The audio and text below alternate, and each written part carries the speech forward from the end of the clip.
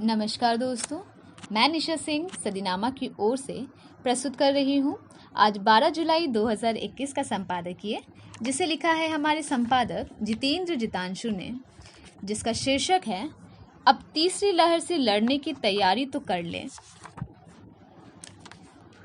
Corona महामारी ने नाक में दम कर रखा है।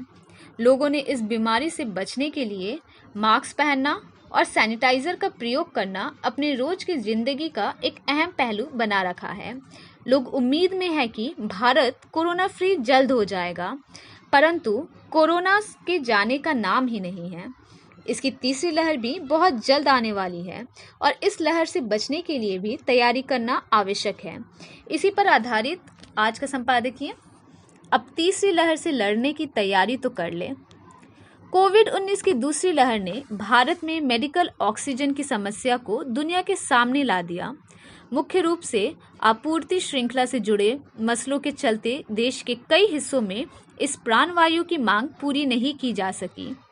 डिलीवरी की खस्ता हालात और कनेक्टिविटी से जुड़ी समस्याओं के चलते अतीत में भी इस तरह की समस्याएं आती रही है। भारत में स्वास्थ्य क्षेत्र से जुड़े बुनियादी ढांचे की कमियां पहले भी सामने आती रही है। भारत जैसे देश को अपने अस्पतालों के खस्ताहाल डिलीवरी सिस्टम की वजह से काफ़ी मुश्किलों का सामना करना पड़ा।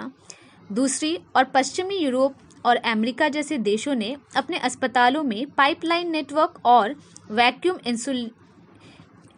इंसुलेटेड एवोपोरेट्स जैसी सुविधाओं का विस्तार किया।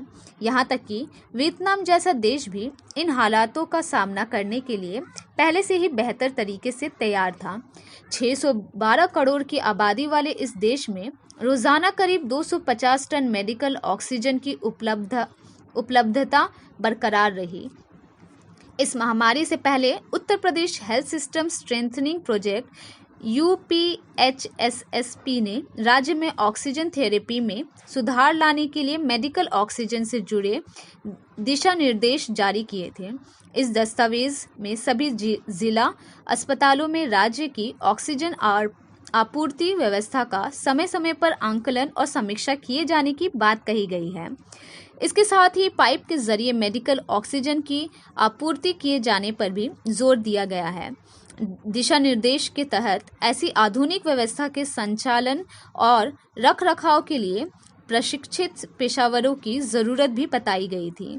बंगाल में अस्पतालों में खुद के गैस प्लांट है पर काम नहीं कर रहे। फिलहाल भारत कोरोना महामारी की दूसरी लहर प्रभावों से उबरते हुए तीसरी लहर से बचाव की तैयारियां कर रहा है। ऐसे में कुछ काम बेहतर ढंग से किए जा सकते हैं। पहला ये कि क्रायोजेनिक ऑक्सीजन टैंकर्स के मौजूदा बड़े को और बढ़ाकर आवाजाही की बेहतरी सुनिश्चित की जा सकती है। इसके साथ ही उत्पादन और वितरण के मौजूदा ढांचे में सुधार लाकर इस पूरी प्रक्रिया में आर्थिक तौर पर कार्यकुशलता लाई जा सकती है।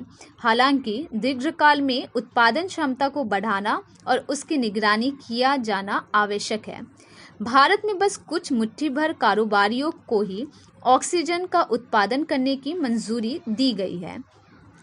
इस वजह से यहाँ की उत्पादन प्रक्रिया में आवश्यकता के हिसाब से बदलाव नहीं किया जा सका है।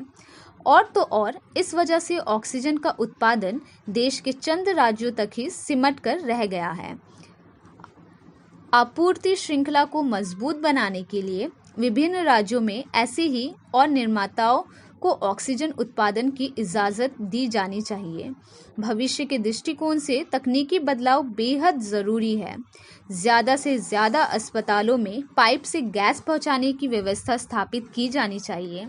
इसके साथ ही गैस की बर्बादी रोकने के लिए सिलेंडरों पर निर्भरता को कम करना भी ज़रूरी है। स्वास्थ्य संबंधी अनेक हालातों में इलाज के लिए ऑक्सीजन एक महत्वपूर्ण घटक है। महामारी के बाद की दुनिया में ऑक्सीजन की मजबूत आपूर्ति श्रृंखला तैयार करना काफ़ी अहम है। अगर ऐसा नहीं होता है तो स्वास्थ्य से जुड़े देश के बुनियादी ढांचे के लिए ये कहीं बड़ी चिंता का सबब बन सकते हैं। आमीन। तो दोस्तों, ये था आज का संपादक जितेंद्र जितांशु द्वारा लिखा संपादकीय कल एक और विषय के साथ हम वापस लौटेंगे। तब तक के लिए नमस्कार।